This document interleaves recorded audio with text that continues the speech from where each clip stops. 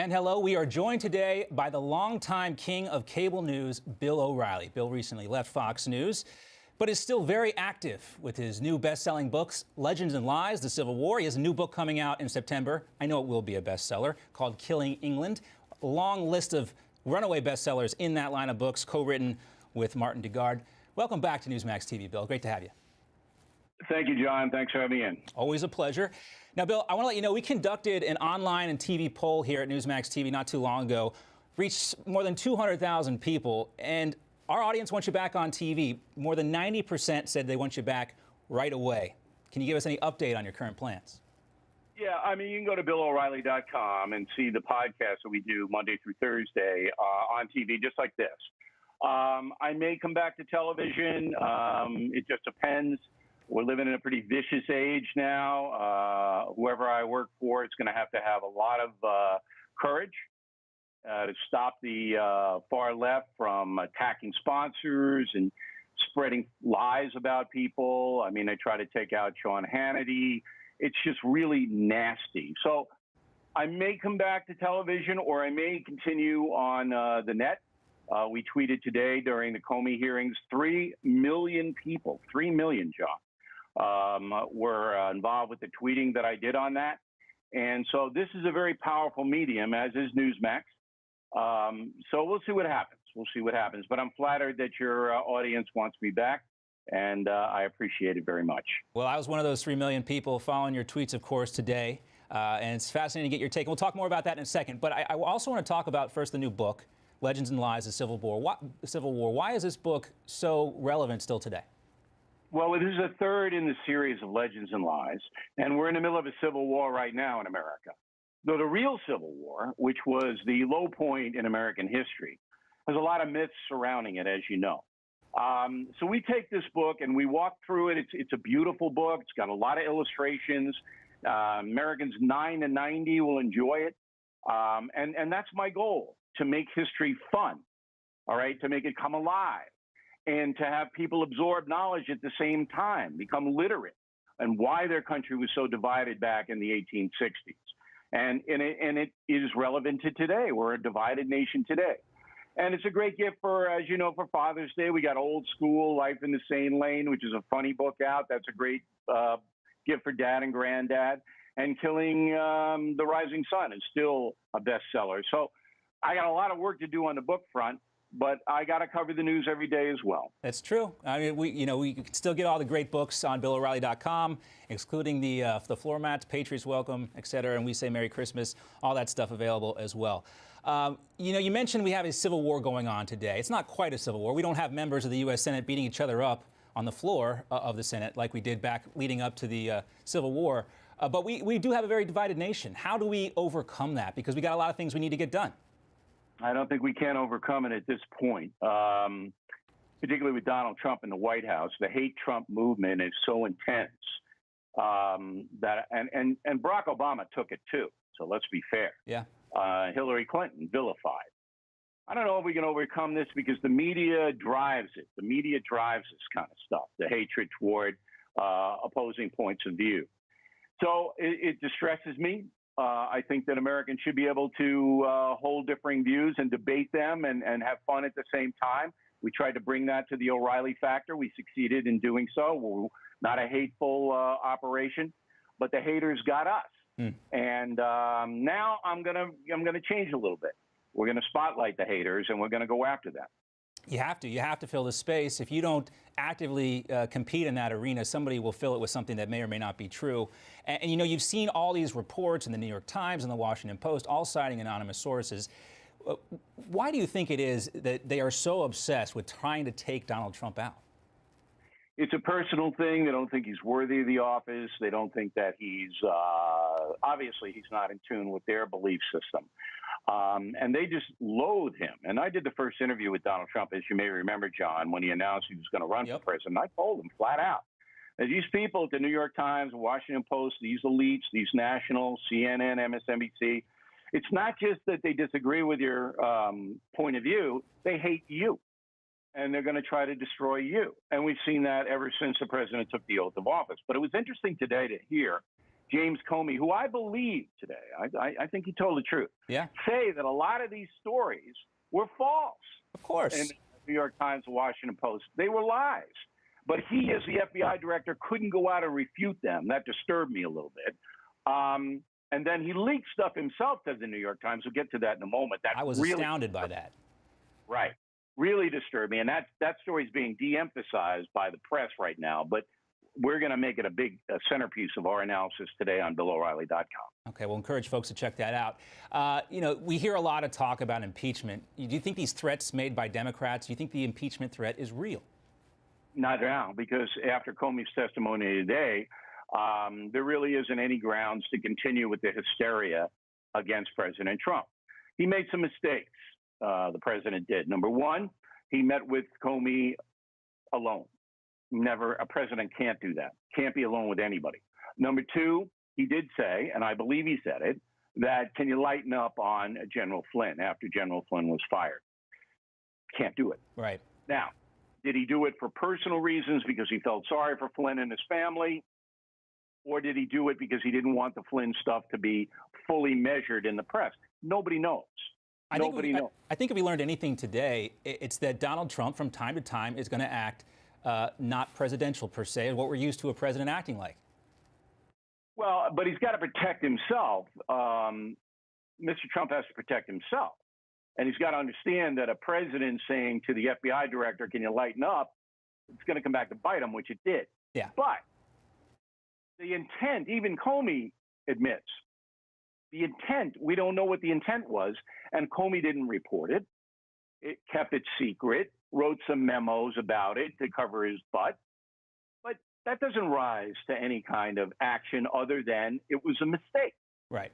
Indefensible behavior by the president, perhaps, but not impeachable by any account. We talked about Michael Flynn.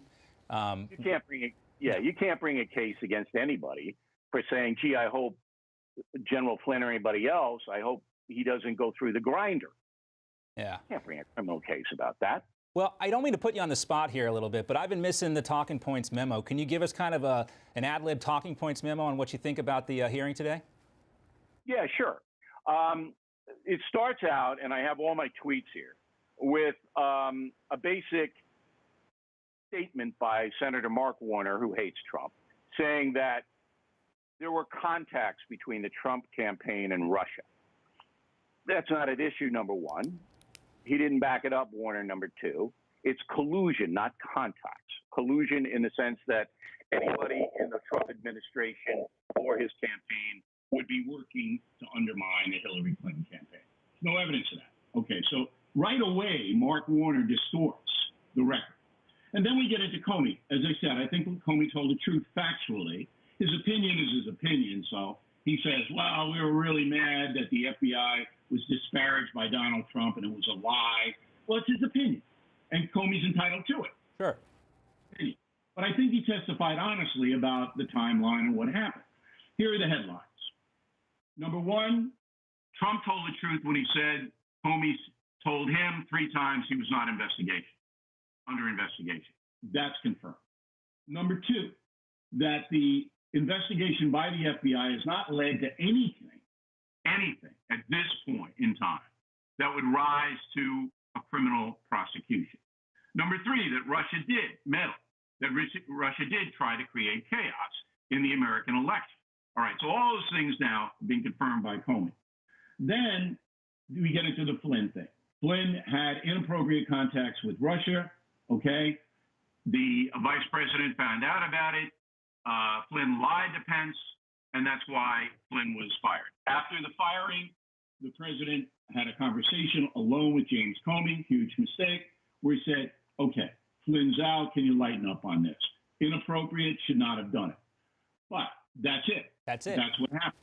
Now, then we learn that Comey himself, because he was disturbed about that conversation, wrote memos. They call it contemporaneously. So he takes his pen and he writes it down and he discusses it with his guys at the FBI. But they decide, look, we don't know what the intent was, so we're not going to report it or we're not going to do anything. We're just going to put it in the drawer. But Comey didn't put it in the drawer.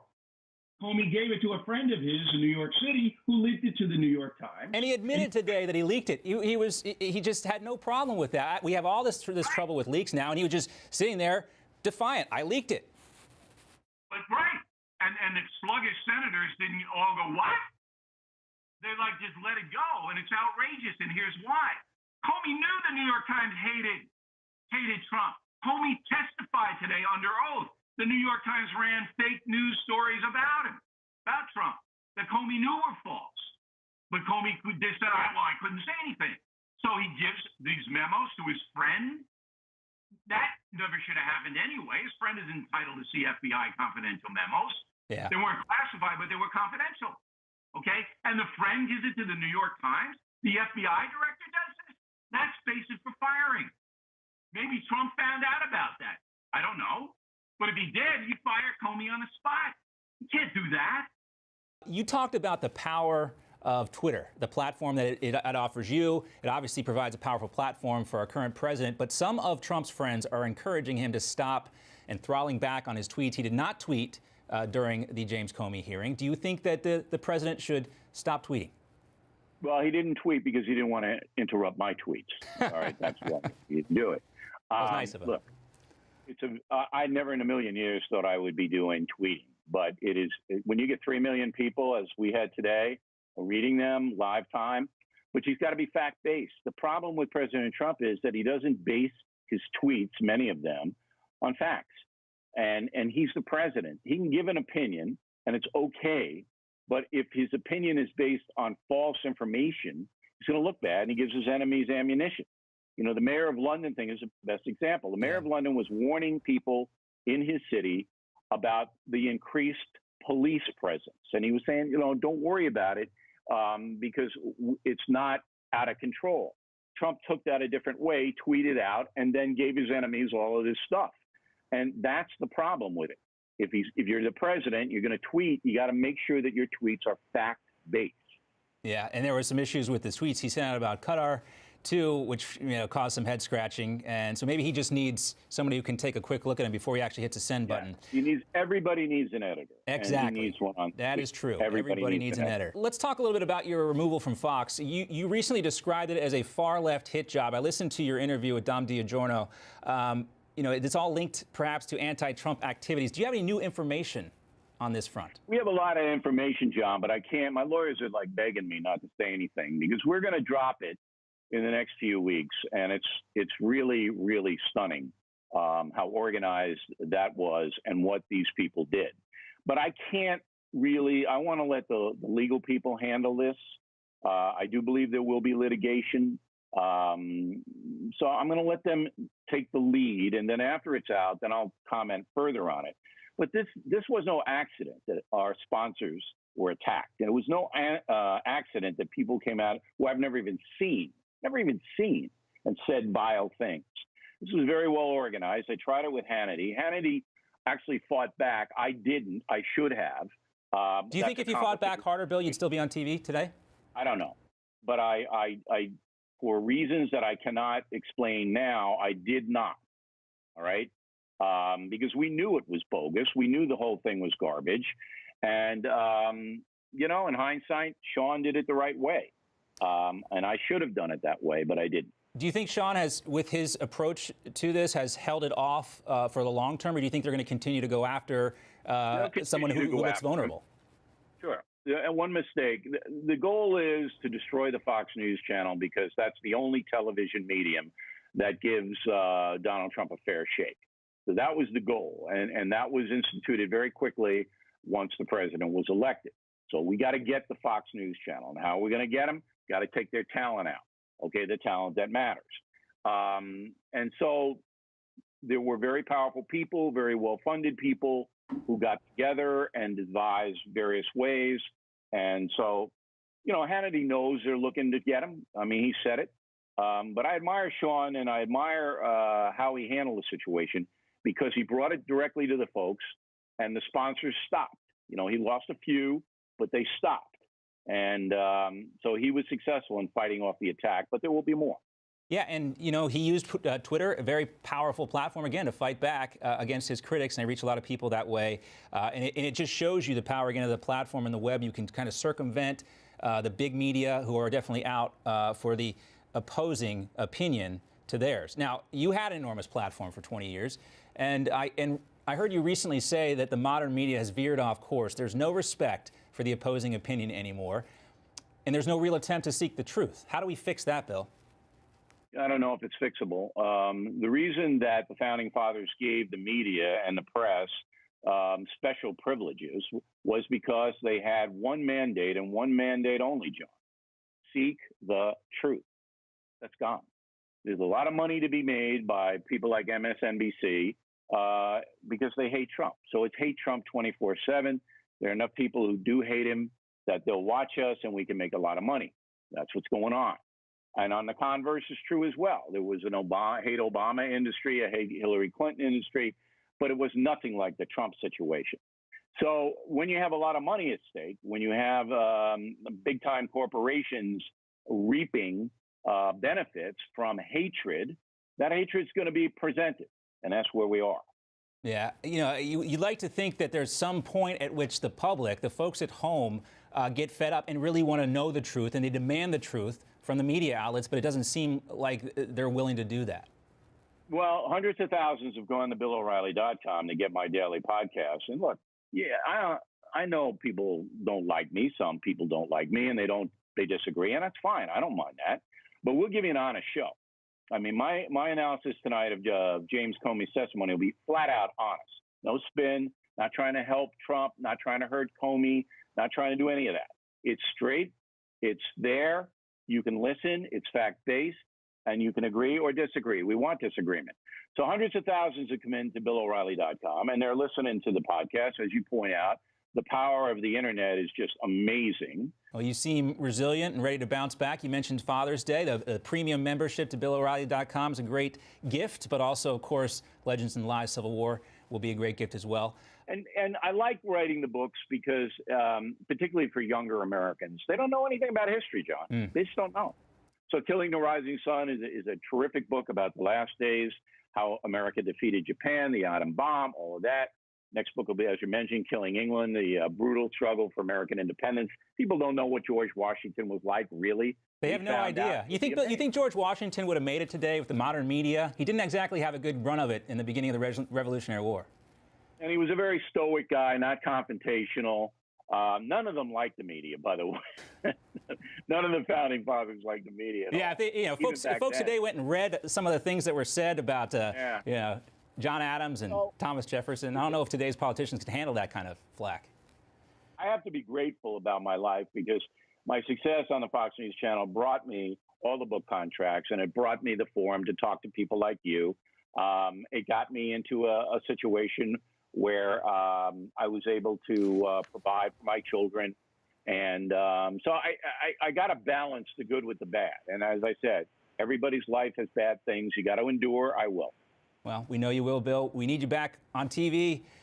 Look forward to hearing more from you, Bill. And, of course, everybody can check you out every night at BillO'Reilly.com. And, Bill, one personal thing, if I could just ask, I missed the word of the day. Can you give me a word of the day? Do not be meretricious. Okay. All right. Look it up at home, folks. Meretricious. Newsmax. So you got to get the whole thing.